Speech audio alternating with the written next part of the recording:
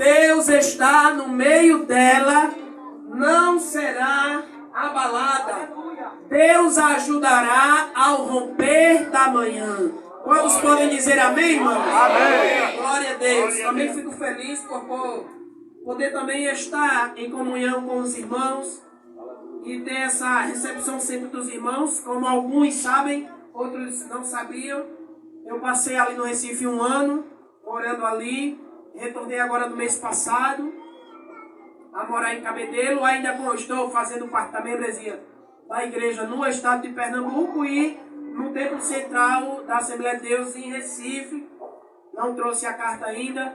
Ainda tenho algumas ligações com a igreja lá que ainda não trouxe a carta. Mas graças a Deus o pastor da igreja, o pastor Hinaldo, o presbítero responsável pelo ponto de pregação também, tem abraçado, tem nos permitido estar cooperando também nos trabalhos do Senhor aqui na cidade de Cabedelo. Estive ali por esse período, não é por uma permissão de Deus, estava ali estudando também, trabalhando, e ali o Senhor me permitiu esse período estar lá. Alguns irmãos nem sabiam, quando me encontraram, nunca mais eu lhe vi. Eu digo, eu estava lá no Recife, não é? E sempre estou indo no final de semana, quando precisa, para poder auxiliar em algumas atividades que tomei por responsabilidade da igreja. E aí, quando eu estava lá, o Senhor em todo momento estava nos abençoando, assim como os irmãos também aqui. Mas vamos para a palavra de Deus, do Salmo 46. Irmãos, a gente sabe que este salmo ele é um salmo que é recitado entre os filhos de Corá. Os irmãos sabem como é a história, qual é a história de Corá, e aos que não sabem, Corá, a palavra do Senhor vai dizer que Corá foi engolido vivo pela terra. A terra se abriu e ele foi engolido porque se levantou contra a liderança de Moisés. E por essa situação de Corá ter sido engolido pela terra, a palavra do Senhor dizer que a terra se abriu e Corá foi engolido vivo, porque se levantou contra a liderança de Moisés. Os seus filhos carregavam diante dos olhos do povo uma maldição, por fazer parte da descendência de Corá, por ser filhos de Corá. E aqueles jovens, aquele povo, os descendentes de Corá, eles não podiam ter o acesso que nós temos de fazer parte do culto a Deus dentro do templo. Porque eles tinham recebido aquela rejeição pelo fato de eles estarem sendo vistos como amaldiçoados pelo que aconteceu com o seu pai. Mas aí a Bíblia também vai falar em alguns versículos, faz a referência dos cânticos dos degraus. Que eram salmos que eram recitados antes de entrar ao templo, nos degraus do templo.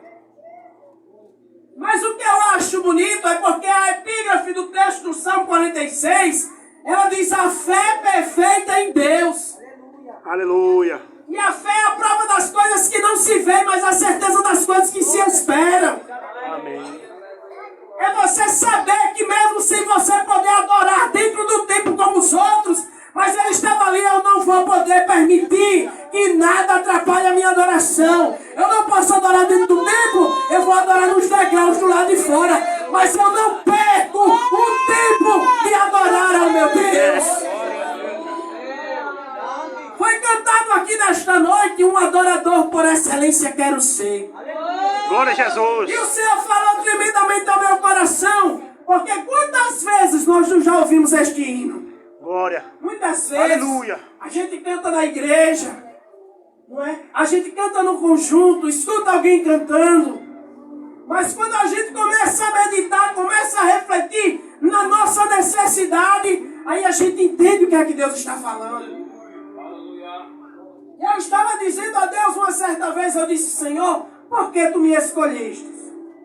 Porque poderia ter escolhido. Mas irmãos, olha, tem gente que gosta de se vitimizar. E perguntar a Deus por que eu, né? De dar de coitadinho, né, Messias? Quer se vitimizar diante de Deus. Eu não fiz isso, irmão, diante de Deus. Não é porque eu estava me sentindo coitadinho, não. É porque verdadeiramente eu disse, Senhor, por que tu me escolhestes? Aí na rua, irmão, passa jovem, passa criança, passa adolescente. Poderia estar aqui no meu e no seu lugar. Por que foi que eu e você estamos aqui? porque o Senhor nos escolheu. E se Ele me escolheu para ser um adorador, sabe o que é que você tem que ser? Um adorador por excelência. Aleluia! Louvado seja Deus! Diga assim, eu não vou me importar com a situação, com a tribulação. O irmão Asias fez a referência assim, olha, está na prova, mas eu não vou me importar. Está na dificuldade, mas eu não vou me importar com o que vem acontecendo, com o que vai acontecer. Eu quero saber que eu vou adorar com excelência o meu Deus. É, meu Deus! Aleluia! Os filhos de Corá estavam ali dizendo, Deus é o nosso refúgio e fortaleza. Socorro bem presente na hora da angústia. Glória a Jesus! Mas a epígrafe do texto está dizendo, cântico sobre Alamote para o cântico maior entre os filhos de Corá. Alamote significa dizer que era um canto com tons agudos. Pode ser um canto soprano ou primeiro tenor, uma voz masculina que é uma voz mais aguda. E ali eles estavam cantando este salmo ao Senhor. Eles estavam salmodiando ao Senhor, Aleluia. dizendo que Deus era o refúgio e fortaleza, socorro bem presente na angústia. Sabe quem é que enxerga um socorro bem presente na angústia? Quem vive um momento de angústia. Porque você não pode falar sobre angústia se você não souber o que é angústia. Você não pode falar sobre casamento se você não é casado. Você imagina uma coisa, mas quando você é casado, você vai saber o que é casamento. Só sabe dizer que Deus é um refúgio e fortaleza. Socorro bem presente na angústia quem passa por dificuldade, irmão. Quem está na angústia chorando, aí sabe o preço da lágrima que cai dos olhos. Glória a Jesus! Eles sabiam o preço da angústia, mas eles sabiam também que no meio da angústia, Deus era refúgio e fortaleza. E eu já quero liberar uma palavra para você nessa noite. Levanta a tua mão para receber. Amém. Eu quero te dizer que Deus, Ele é o teu refúgio e a tua fortaleza. Ele tem te socorrido neste momento de aflição. Aí ele diz assim, ó, pelo que nós não temeremos, ainda que a terra se mude, ainda que os montes se transportem para os meios dos mares. Aleluia! Pensa só o que é um monte se mover para o meio dos mares. Um monte, irmão, para ele ser abalado, tem que ser muita coisa, viu?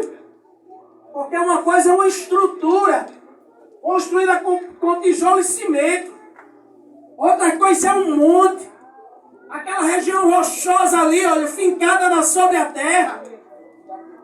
Aleluia! E para se movimentar precisa de coisa, viu? Tem que ser um abalo muito grande na terra.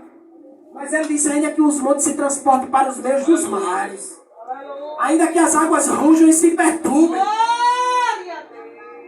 Ainda que os montes se abalem pela sua braveza. Aí ele diz, há um rio cujas correntes alegra a cidade de Aleluia! Deus, o santuário das moradas do Altíssimo. Veja o que aqui diz a palavra do Senhor. O santuário das moradas do Altíssimo. Está no plural, irmão. Das moradas. Por que está na morada? Nas moradas. Deus, Ele não habita em templos feitos por mãos de homens. Sabe por que Deus está aqui nesse lugar? Porque estamos eu e você. Sabe onde é a habitação de Deus? É no meu e no teu coração. Quando há espaço para Ele. Quando a gente remove a sujeira para Ele poder morar. Nós somos as moradas do Altíssimo. Ele habita no meu coração. Ele habita no teu coração. Esse templo aqui, olha, Ele preparou para que os crentes se reúnem e possam adorar, orar, cultuar. Mas Ele está no nosso coração. Alguém uma certa vez me questionou. Eu trabalhava com alguém que fazia parte de uma outra religião. Cristã também. Mas eles são cristãos romanos. E ali ela disse para mim, eu estava participando de um evento e na hora lá aquela pessoa que estava dirigindo aquela reunião mandou que os fiéis se ajoelhassem. E eu vi todo mundo se ajoelhou ali, à frente do Santíssimo que estava ali. E uma pessoa se ajoelhou de costa para o Santíssimo, que ela fez a referência, e ficou apoiado como a gente se ajoelha no banco, né? E ela disse assim, pode ir atrás que aquele ali é protestante. Para se dar as costas para o Santíssimo e se ajoelhar dessa forma. Ela estava falando aquilo porque ela queria chamar a gente de reverente, né, irmão? Aí eu olhei para ela e disse assim, abençoada, deixa eu te dizer uma coisa. Tu sabe onde é que o Santíssimo está? O Santíssimo não está naquela bolinha de luz que tem lá na frente de onde tu vai, não. O Santíssimo está dentro do meu coração e do teu. Se o teu tiver espaço para ele, ele está dentro do teu também. Agora tu sabe por que foi que ele se ajoelhou daquela forma? Porque ele sabia que o Santíssimo não estava nas costas dele, não. Estava dentro dele. Aleluia. Glória a Jesus. Quando o diabo quiser tirar onda, irmão, para querer cantar a vitória em cima de você, tem a estratégia de Deus para fechar a boca do adversário. É. Comigo não, Satanás. Eu sei onde é que o Santíssimo está. O Santíssimo está no meu coração. O Santíssimo não é uma bolinha que brilha no meio da igreja, não. O Santíssimo, ele reluz, olha, sobre a terra. A palavra do Senhor diz que ele está sentado sobre o céu, mas a terra é esse cabelo dos seus pés. Os pés do Senhor estão sobre a terra. Glória a Deus. Louvado seja o nome do Senhor. Há um rio cujas correntes. Sabe o que é que significa rio com corrente, irmão? Quem conhece de rio aqui sabe que rio que tem água parada, ele acumula o quê? Sujeira. Rio que tem água parada, ele acumula sujeira. Se a água pode estar até paradinha, limpinha em cima, mas se você entrar dentro daquele rio e chacoalhar ele assim lá embaixo, vai subir aquela sujeira, poeira, o que tiver embaixo sobe.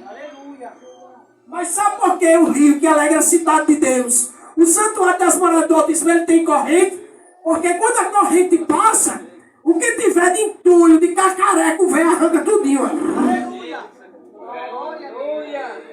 Sabe por que o rio que alegra a cidade de Deus não pode ter água parada? Porque a água parada acumula entulho.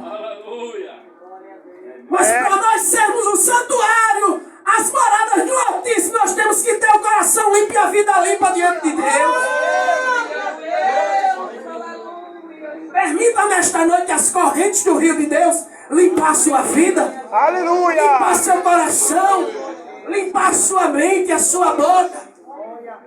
Certo dia a palavra do Senhor disse que Isaías disse, eu sou um homem de lábios impuros e habito no meio de um povo de impuros lábios. Mas sabe o que foi que o Senhor fez? Tocou nos lábios de Isaías com uma brasa viva tirada do altar. Para purificar os lábios dele. Permita que o Senhor toque com uma brasa viva nos seus lábios. Para que palavras maldizentes, palavras torpes não saiam da sua boca. Para que você possa passar do lado de alguém e alguém dizer, meu Deus, eu sinto algo bom nesta pessoa. Não é qualquer coisa boa, não. É o brilho do Espírito Santo.